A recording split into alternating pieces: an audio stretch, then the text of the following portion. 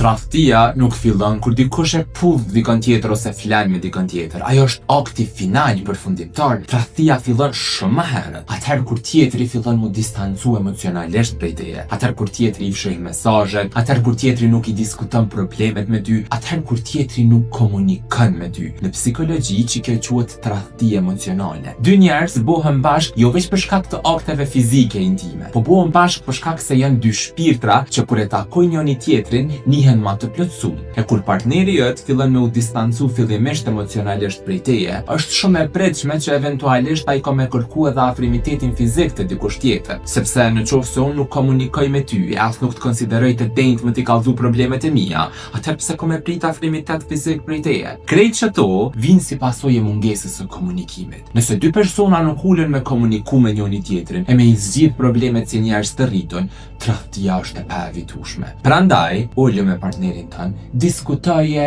tregoj gjithçka që është të mundu, munohuni me gjetë një zgjidhje, mos eskaloni e mos bërtitni. Folni si dy persona të rritun, jam i sigurt që krejt problemet mundeni me i zgjidh.